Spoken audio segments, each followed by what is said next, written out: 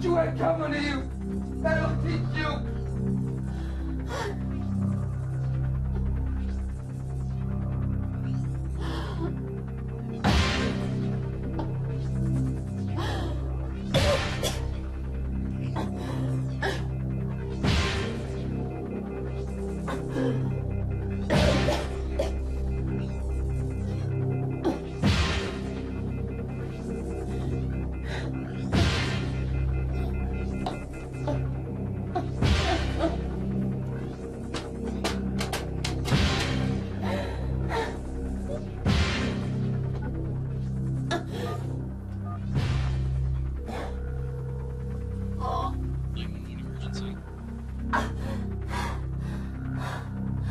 Please help me. I've been hurt.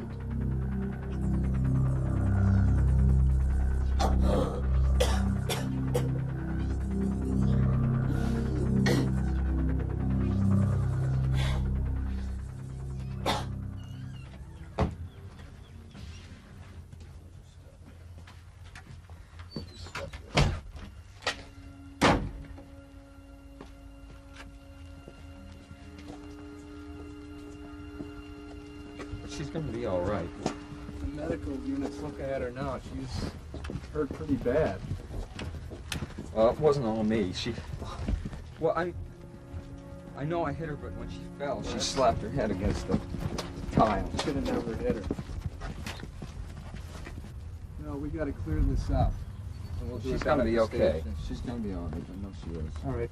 So you don't have any weapons or drugs? No, or I don't anything? have Anything anything we like should that. know about? Any No. razor blades or needles? No. Okay, why don't you spread your feet? Spread them over. I don't have any weapons. Well, we got to check. We do that with everybody. It's for our own safety. Just check them again. Yeah. He's good. Okay. Right over here, sir.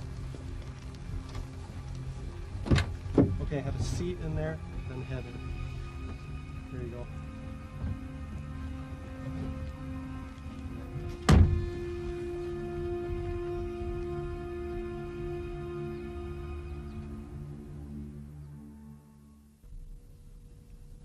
The statistics are chilling. It's estimated that as many as 4 million women in the United States are physically battered every year, and most of those cases are never reported. Many of those women are battered repeatedly, every few days in some cases, and every 6 hours, a woman in the United States is murdered by a man who claimed to love her.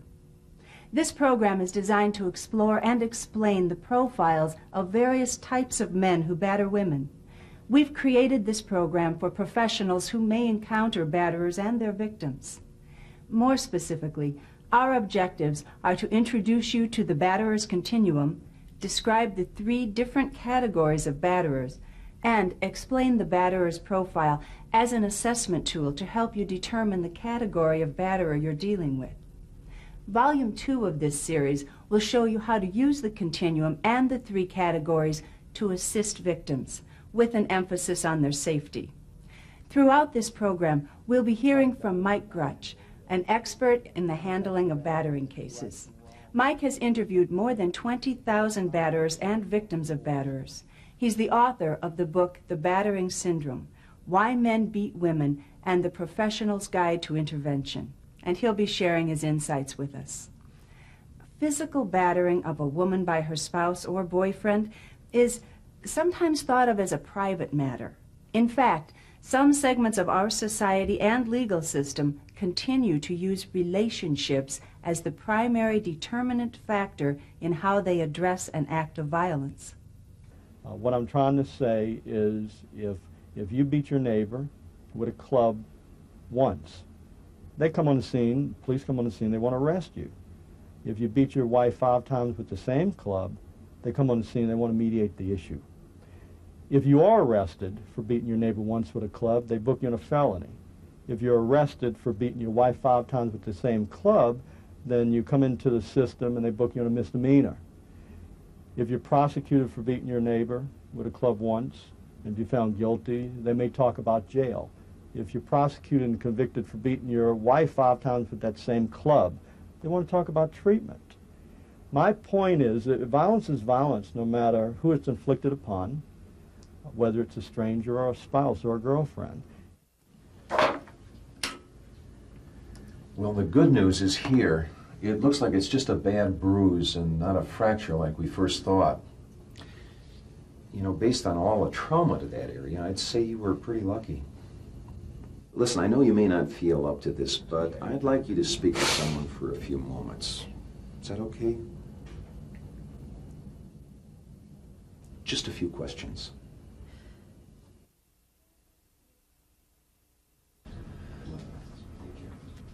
Val Rose, please. Val Rose, please. Sure. She's in E, and her name's Maddie. Okay. Thank you.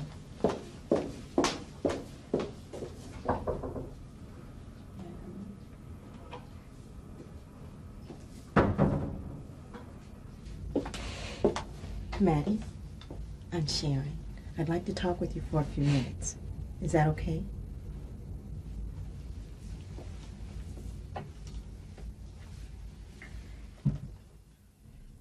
Frequently, it seems that the messages we get about batterers encourage us to regard one batterer as just like the next. But in reality, batterers vary widely, and the differences among them require vastly different strategies for helping their victims. We can measure the differences among batterers with the batterer's continuum. This graphic device is a diagnostic tool allowing us to perform triage on batterers and make decisions about how to assist their victims. In the medical field, triage is a system used to classify sick or injured people in order to ensure that healthcare resources are used effectively. Similarly, triage can be used to classify batterers in order to determine what treatment options, if any, are likely to succeed and what course of action best provides for the safety of victims. In the absence of the continuum, all batterers look one and the same. And the element of concern there is that they all look the same. We treat them all one and the same, and we treat the victims all one and the same. In the presence of the continuum, in looking at the different categories, then we're able to make better judgments professionally in how we not only handle the batterer, but how we also handle the victim and some of her safety needs. The continuum is a multidimensional approach to spousal abuse. The continuum is a diagnostic thermometer. It's a tool that can be used by prosecutors, by clinicians, by professionals who encounter the victim and the batterer, and even by family members to make sense out of the type of battering they're dealing with. Every point on the continuum is a matter of degree. Between the two extremes are countless degrees of variation. Every batterer is different. Although there are countless variations or types of batterers, they tend to fall into three distinct categories. Category 1 includes those batterers at the left side of the continuum. Category 1s strike their victims in an isolated situation, generally on one occasion only. Most of their aggression, most of their rage is connected with external issues that are catastrophic and beyond their control. I guess the best example I can give is a gentleman that I once saw in my office. I saw his victim first, his wife, and she explained they had been married for 10 years and they had never had an act of violence in their relationship whatsoever. This has never happened before. He's really a nice guy. I never seen him lose control like that before. I still can't believe he hit me. I was convinced she was telling me the truth, even though some victims minimized. I was totally convinced that there was no history of violence here. Anytime I have a woman come to court in such a situation who had been struck by the male, and she tells me there's no history, of course I say, well, what's going on in his life? What happened, you think, that brought this to the surface? And it was heartbreaking to learn that his son had come home and said, Dad, let's go out and play. And he said, go outside, I'll be out there later, I don't have time right now. The child goes outside, and 5 minutes later gets run over by a car. And the father runs out, grabs the child, and the child dies in the father's arms.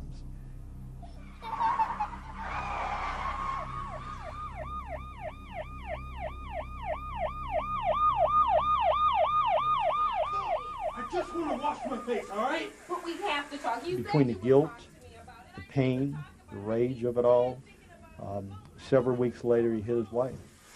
Stop! This is a good example of Category 1 violence. This is a victim that generally calls a therapist, a clinician, and the abuser goes willingly because he's relatively a normal male dealing with abnormal circumstances. He has remorse, he has a conscience, he's able to bond with his family, and he's relatively a pretty good guy.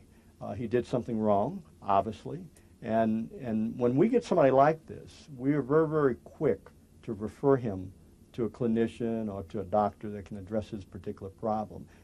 In direct contrast to the Category 1 abuser is the Category 3. These batterers fall at the right side of the continuum and are by far the most dangerous batterers.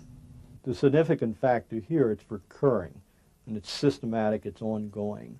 While some victims may say it almost happens daily, some may say it happens weekly, some may say it happens monthly.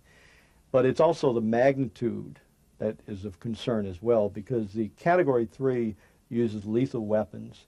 He'll hold guns to the heads of his wife, girlfriend, his children. He'll beat them with clubs. He'll break down their doors. He'll terrorize them. He traumatizes them. He controls them to terrorism.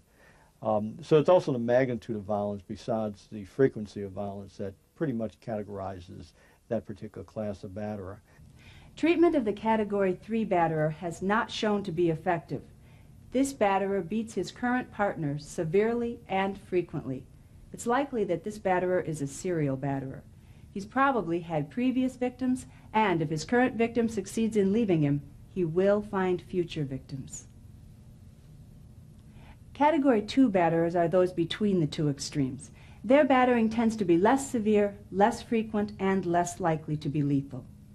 Now, if I go to the middle of the continuum, the Category 2, the Category 2 is essentially a male who shows a lot of the same traits and behaviors of the 3, yet he doesn't do it as frequent. The magnitude isn't as severe. And basically, he doesn't have the significant psychopathology of the Category 3. So he's got a little more impulse control. He's got a little more of the ability when he feels, rage to inhibit, some of the acts that the Category 3 will never inhibit himself from committing. It was just like it always is. He finally exploded. It's like a bomb going off it.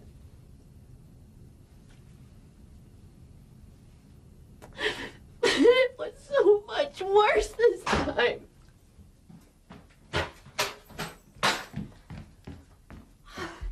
What a day, huh? I'm sorry I'm late. Where you been? Well, Walt, I was at work and I got You're late. Well, I got caught in traffic. I called They you were at work backed up. today.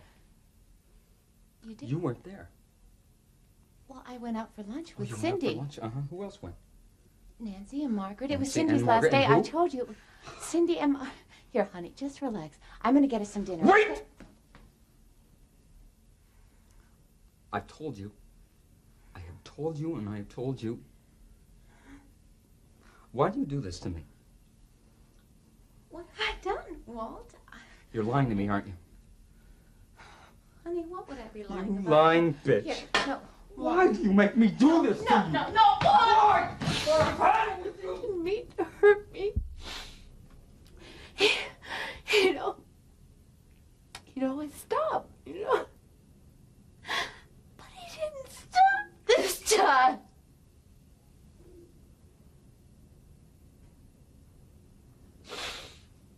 He just didn't stop this time.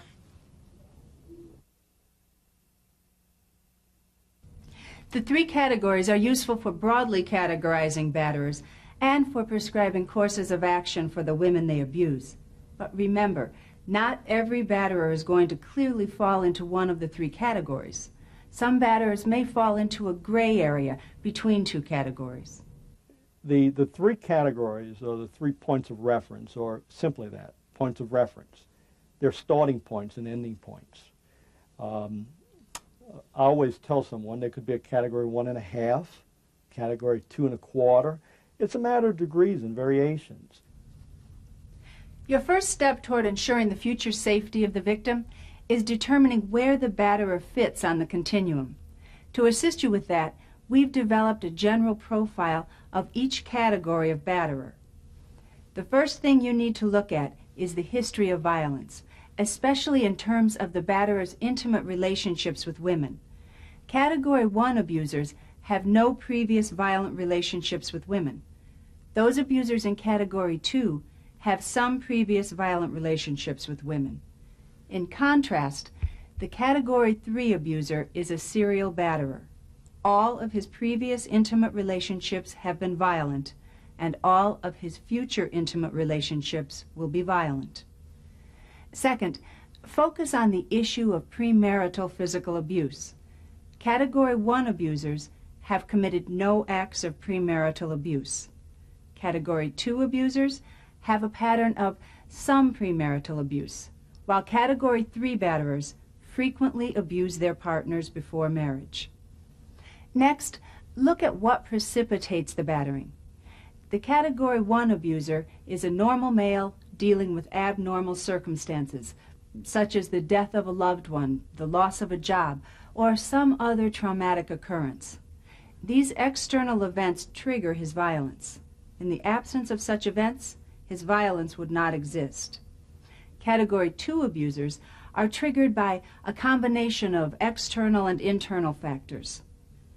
The rage and aggression of a Category 3 batterer is not rooted in external circumstances.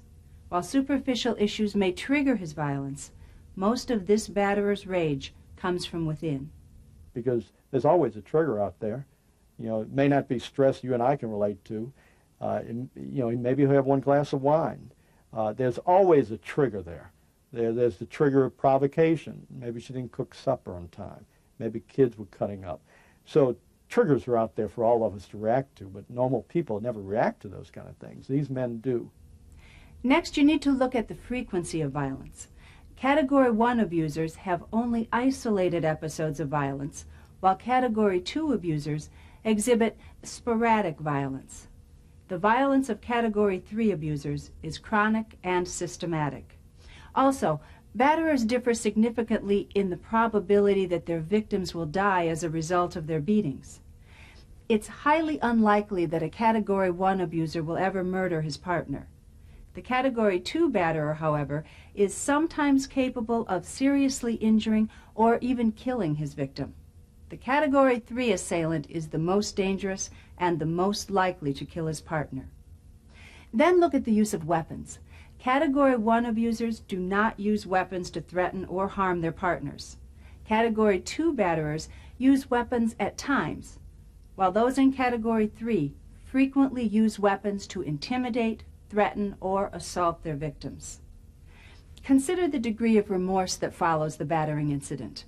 Category 1 abusers feel tremendous remorse for their behavior. Category 2 batterers will exhibit limited remorse.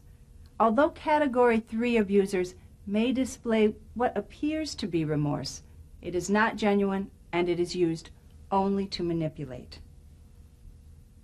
Batterers also differ in how treatment affects the likelihood that their battering will cease. For Category 1 batterers, the prognosis is good. Category 2 abusers have a guarded prognosis. Treatment may be effective, but in many cases it is not.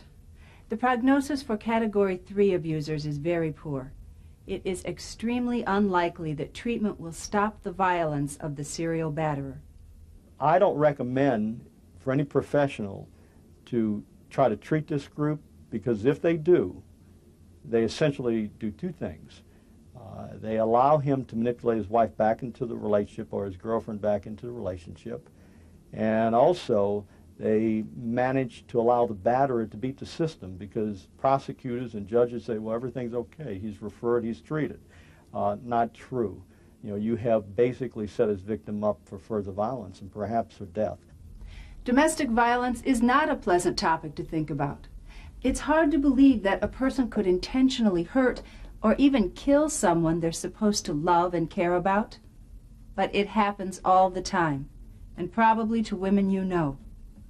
The first step in dealing with the issue of domestic violence is to understand that all batterers are not one and the same. They are different, and we must start treating them differently.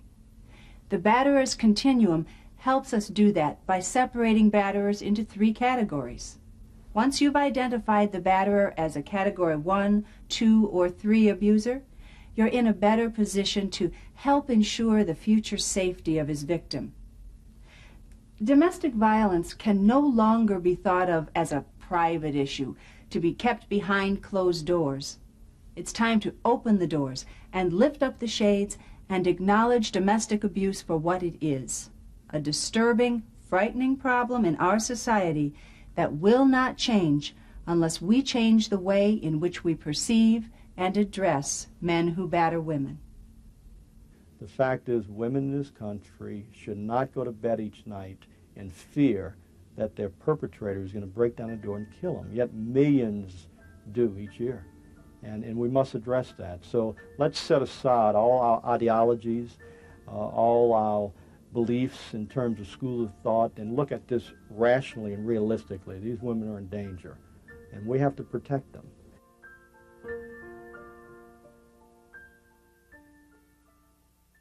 Here's a preview of Volume 2 of this series, Developing a Safety Plan for Victims. Are you telling me to turn my back on the past 8 years? Look, I want to make the marriage work. Now, maybe if we went to counseling. Maddie, I'm not here to tell you what to do. You need to make your own decisions. But I do need to tell you to be extremely careful.